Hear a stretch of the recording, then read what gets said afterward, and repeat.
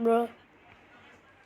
Would it surprise you to learn that people tend to believe a lot of stuff that isn't? No? Well, it makes sense. The modern world is complicated and fast moving. Everyone has places to be, work to do, and bills to pay.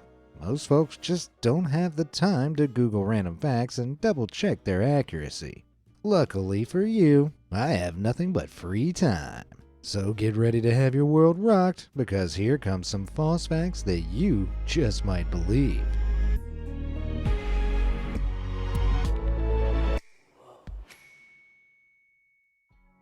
Ninja nonsense.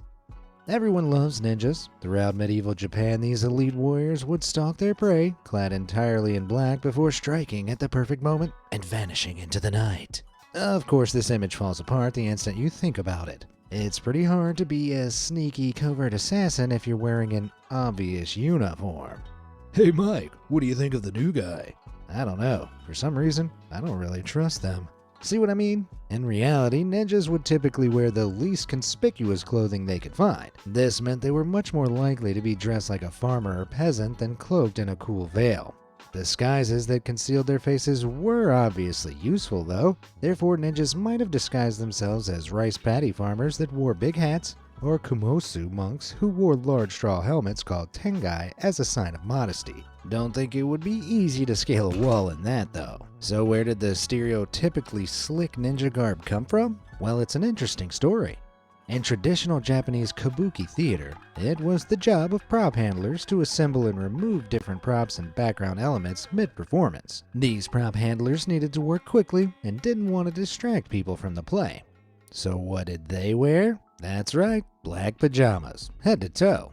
Audiences suspended their disbelief and trained themselves to simply ignore anyone dressed this way. Legend has it one director in the 1600s had a brilliantly meta idea: to have one of these prop handlers reveal a knife mid-prop change and assassinate an important character.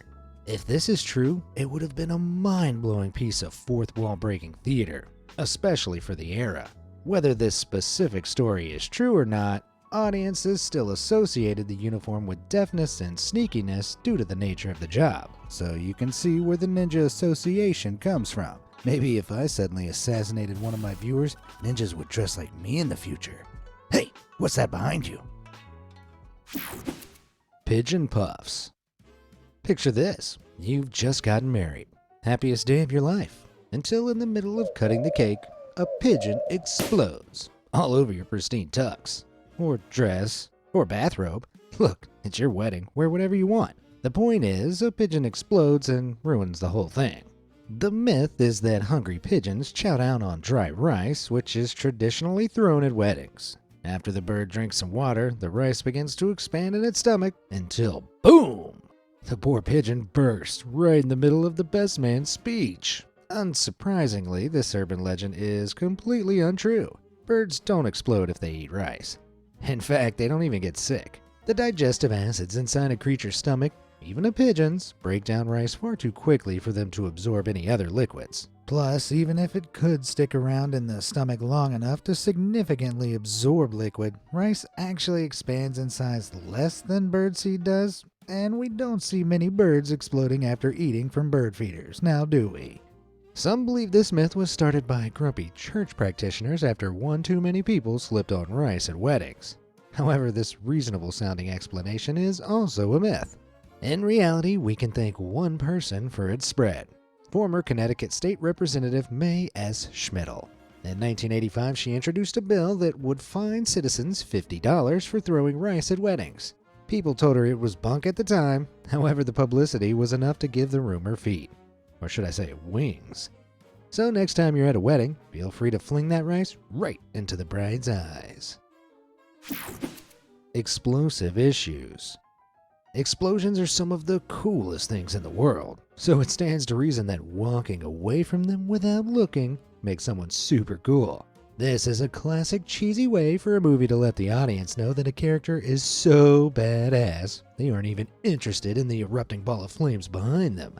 Unfortunately for Wolverine though, in real life this slow walk away from danger would likely be the last time he got to use his legs.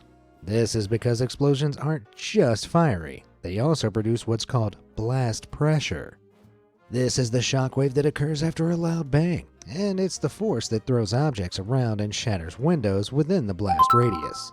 This means that even if you aren't burnt by the flames, an explosion can still kill you through internal damage. You see, a blast can be strong enough to shake and smush together your internal organs. And trust me, your organs aren't up for that kind of exercise. An explosion causes overpressure. That's the pressure caused by a shockwave above normal atmospheric pressure. If this reaches just 3 pounds of pressure per square inch, it's enough to demolish a residential building and produce winds of over 100 miles per hour. If you're too close, this can cause internal hemorrhaging, bone fractures, and the awful sounding blast lung. This is why doctors recommend you seek immediate medical attention if you're near an explosion, regardless of whether you're burnt or feel hurt right away. Oh, and if you're close enough to an explosion to be flung back like this, well, your insides probably look like Nickelodeon slime. Baffling Buddhas, Batman. If you're a Westerner, odds are when you think of Buddha, you imagine a jolly, laughing man made from solid gold. And while being a jolly, laughing man made from solid gold is by no means a bad thing, it also isn't what Buddha looks like. Seriously, this isn't Buddha. Don't feel bad for not knowing that, though. Even Google gets this wrong if you search for any variant of smiling Buddha or laughing Buddha. So who is this guy? Well, Buddhism is an old and complex religion, so to briefly summarize, his name is Budai, and he's from the future. Kind of. Budai was a 10th century Chinese monk who was known for traveling from town to town and giving out supplies and presents to children and the needy. A bit like Santa Claus, except he beat Santa to the punch by 1,000 years. On Budai's deathbed, he revealed he was actually an incarnation of Maitreya. Maitreya isn't our world's Buddha, but the next world's Buddha. Buddhists believe that when what we understand to be this world ends, a new one will begin. In this new world, Maitreya will emerge to enlighten its denizens as their Buddha. So you can think of Budai as an enlightened one from the next world who briefly stopped by this one to see what the fuss was all about. Remember that the Buddha of Buddhism is not actually a god in the traditional sense. He was just a guy named Siddhartha Gautama who achieved enlightenment and decided to teach his learnings to the world. Similar to how Christ isn't the god of Christianity, Buddha isn't the god of Buddhism. Man, I haven't felt this enlightened since I learned Robin isn't the son of Batman. Chameleon mythos. If I asked you to name one thing you know about chameleons, you'd probably say that they change color to match their surroundings. Shortly after, you would embarrassingly slink away as I laughed and pointed, proclaiming you had walked right into my trap, anime style. This is because while chameleons can indeed change color, it's not to blend into their environment. In reality, chameleons change color in order to regulate their body temperature. You see, like most lizards, chameleons are cold-blooded. This means that their blood isn't naturally warmed up inside their bodies like ours is. Instead, they rely on outside heat to keep their blood warm. Chameleons evolved the ability to alter the pigmentation of their skin so they can better control the amount of heat absorbed by their bodies. This is because darker colors absorb more warmth while lighter colors reflect it.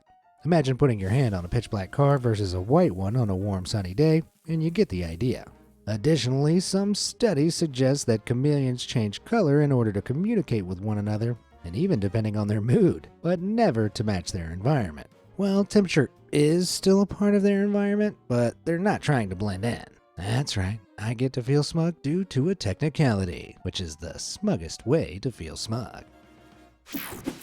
Frankenstein's Chad. Did you know that Frankenstein refers not to the monster, but the name of the monster's creator? You did? Well, la-dee-da. Check out the big brain on this nerd. Since Mary Shelley's seminal work of early science fiction was released in 1818, the novel has been adapted and reinterpreted in dozens of different mediums, including movies, stage plays, and even video games. And while each of these adaptations is unique in their own way, something they all get wrong is the monster. Ask just about anyone to picture Frankenstein's monster and they'll likely imagine a hulking, mumbling 8-foot-tall brute with bolts in his neck. In the book, however, the monster couldn't be more different. He's talkative, introspective, philosophical, and a good deal of the book is even narrated from his perspective. Rather than getting mad and smashing everything in sight, the monster spends most of the book feeling lonely and begging his creator for a companion. As for his appearance, the monster is described as tall, muscular, with lustrous flowing hair and pearly white teeth. Damn, girl. Okay, so he's also described as having thin dark lips and yellowing pallid skin, but at worst that makes him a hot goth boy. So where did the modern monstrous Frankenstein come from? Well, the monster exploded into the popular consciousness after the 1931 film, which set the standard for depictions of the monster. However, this movie wasn't an adaptation of the book.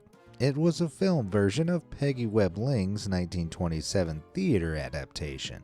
Peggy must have hated hot goth boys because in her play, the monster was just that, a monster.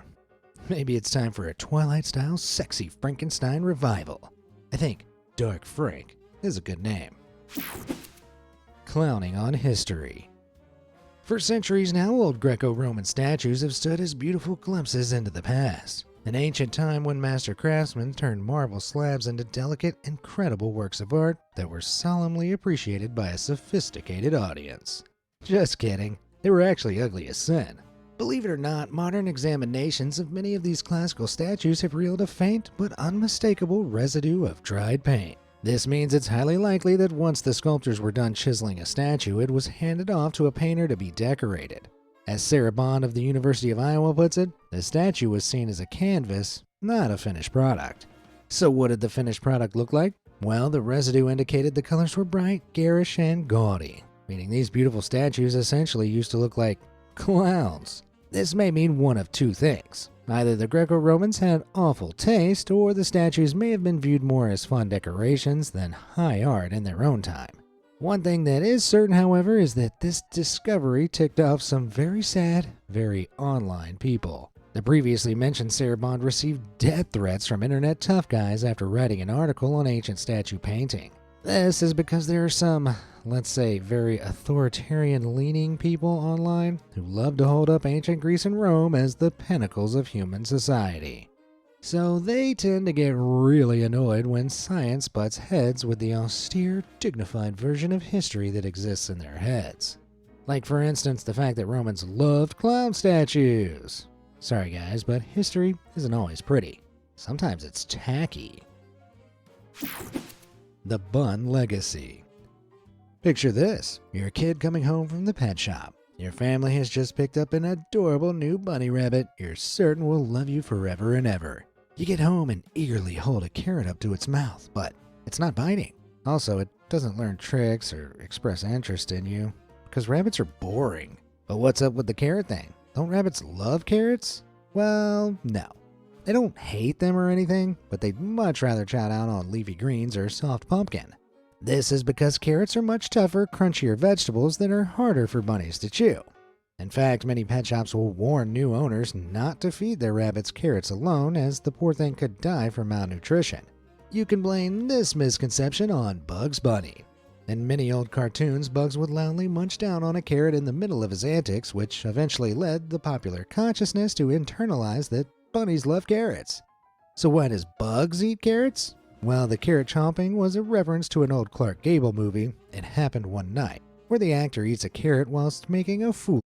Internalize that bunnies love carrots. So why does Bugs eat carrots? Well, the carrot chomping was a reference to an old Clark Gable movie, It Happened One Night, where the actor eats a carrot whilst making a fool of himself. In many old cartoons, Bugs would loudly munch down on a carrot in the middle of his antics, which eventually led the popular consciousness to internalize that bunnies love carrots. So why does Bugs eat carrots? Well, the carrot chomping was a reference to an old Clark Gable movie. This is because carrots are much tougher, crunchier vegetables. You get home and eagerly hold a carrot up to its mouth, but it's not biting. Also, it doesn't learn tricks or express interest in you, because rabbits are boring. But what's up with the carrot thing? Don't rabbits love carrots? Well, no. They don't hate them or anything, but they'd much rather chow down on leafy greens or soft pumpkin. This is because carrots are much tougher, crunchier vegetables that are harder for bunnies to chew.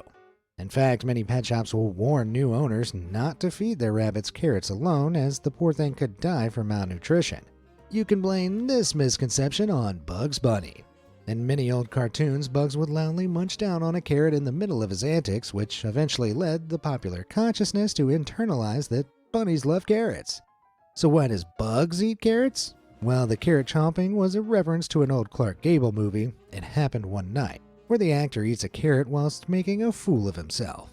While the film was well received on release, it hasn't stood the test of time as much as Old Bugs has, to the extent most people don't realize his carrot chomping is even a reference to begin with. As a bonus misconception, Nimrod isn't slang for a stupid person. Nimrod was actually an incredibly skilled hunter in the Bible. Bugs called Elmer Fudd Nimrod, ironically, because Fudd was so inept. People who didn't get the joke, however, simply assumed it was a funny insult. Wow, turns out Bugs Bunny has shaped more of modern society than we realized. White lies. Sorry in advance, because I'm about to say something that may break a few hearts here. Mothers don't know everything.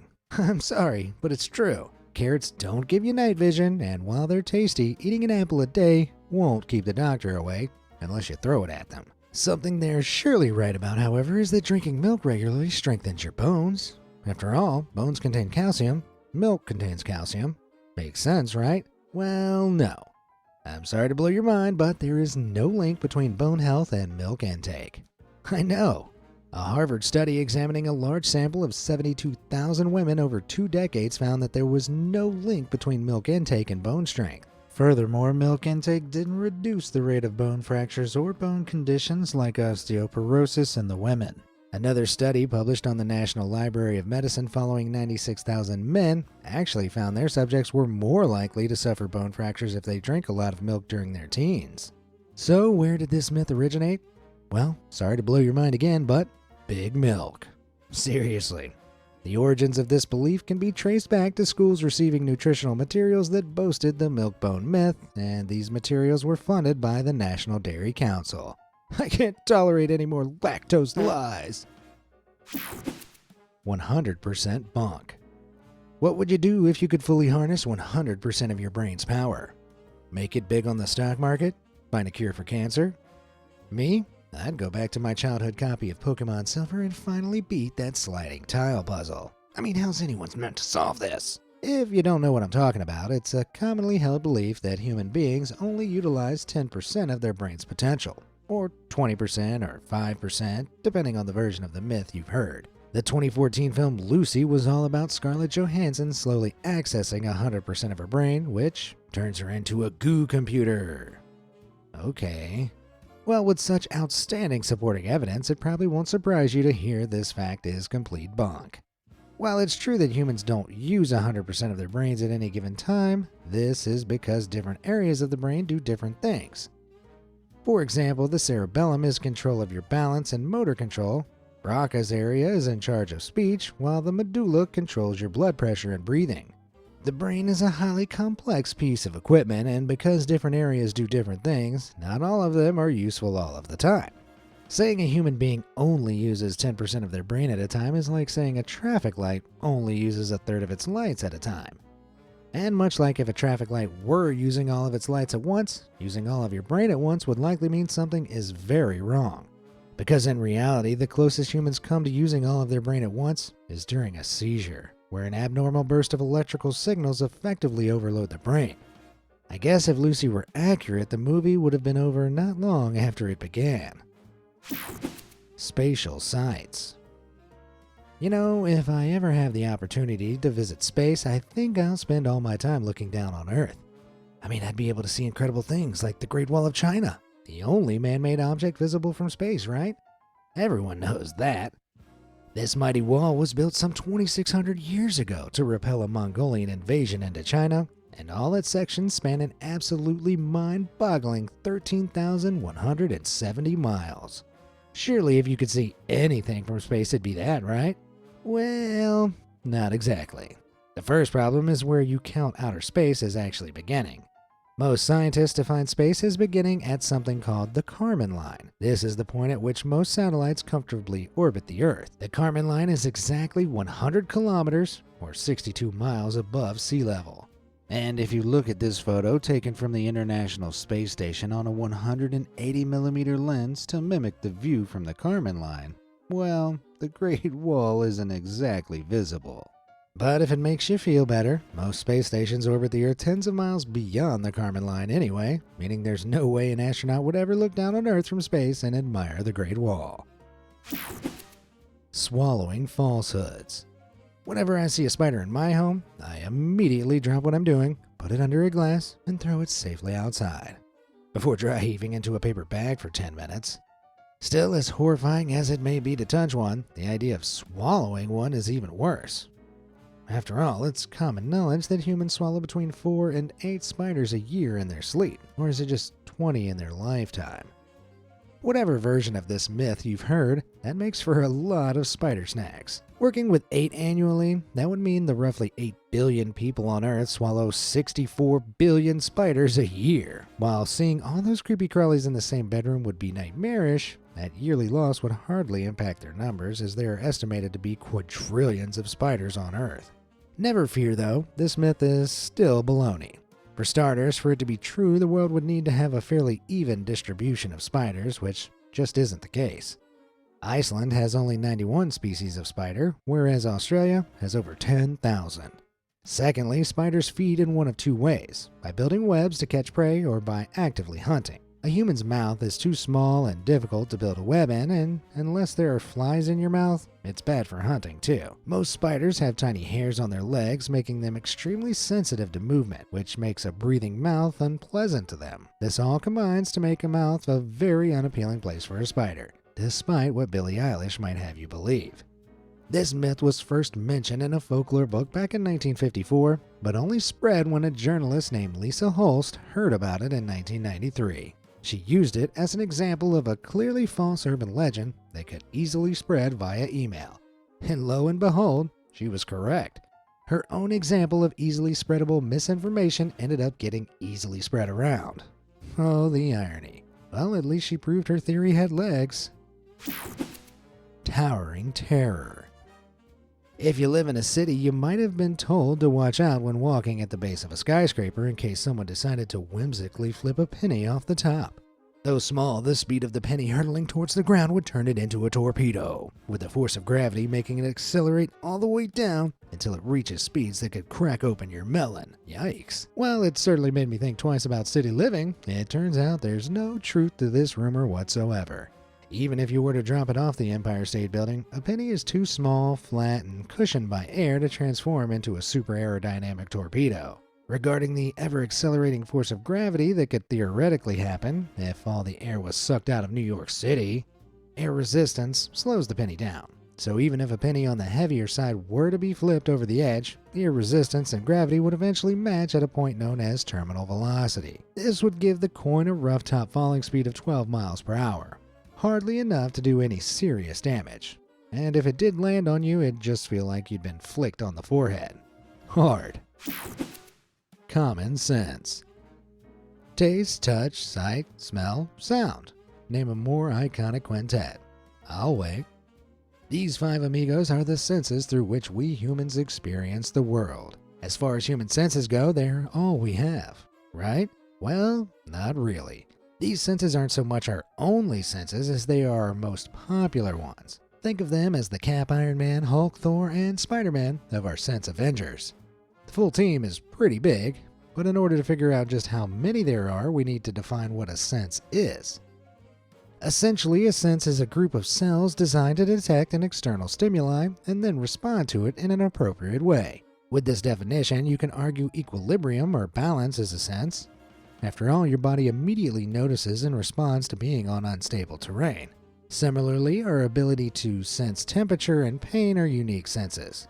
Our proprioception, which is basically our awareness of our own bodies, aka how we know where our feet, arms, and head are even if we close our eyes, is another unique sense. This brings us up to the conservative estimate of 9 senses, but some neuroscientists think we could have as many as 53. Some argue that hunger, thirst, and even our ability to feel the passage of time each count as senses in their own right.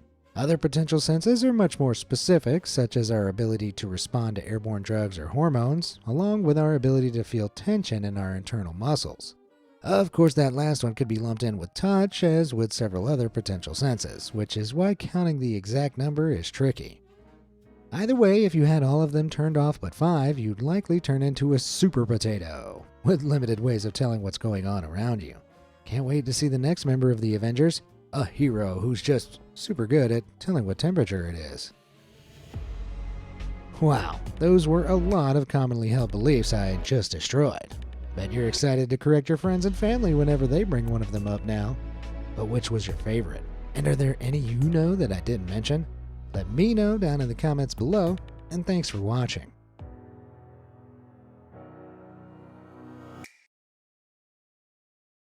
Did you know sea pickles are brighter than a torch? Did you know you can wear an antenna on your head? And these are 79 facts about 79 Minecraft blocks. But first, Google says the average reaction time is around 273 milliseconds. So to test yours, whack that red sub button when on your head. And these are 79 facts about 79 Minecraft blocks. But first, Google says the average reaction time is around 273 milliseconds. So to test yours, whack that red sub button when you see it on screen. Ready? Go. But hey, even if you subscribed after, thank you, it helps out a ton. All right, guys, number 1, we got the beehive first. If you ignite a beehive, it'll actually smoke them out. Oh my god! No! And the same would happen with these. Wow, I never would have guessed that's what. Fact number 1, and I'm already scarred. Down here, we've got number 2, the jack-o'-lantern. Dan, if you step on this pressure plate right here. Please. Oh! Oh, what is that? So, if you try to take that off, What the hell? you can actually enchant jack-o'-lanterns and carved pumpkins so that you can't take it off. What? So Dan will now wear that for the rest of the video. Or if he dies, whichever one happens first. Well, I think there was a cliff near here. So when it was originally added in, you could use water as well as lava to convert concrete powder. Oh. Here you go, Dan. I'll build you a what the- path. Oh! Hang on. No!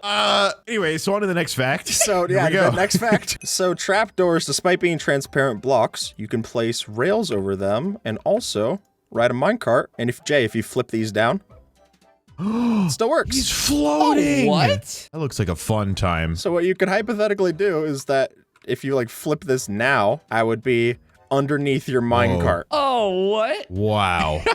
You look very comfortable. Now, if Skulk is broken with a tool without Silk Touch, this is this diamond hoe right here, it'll always drop 1 experience point.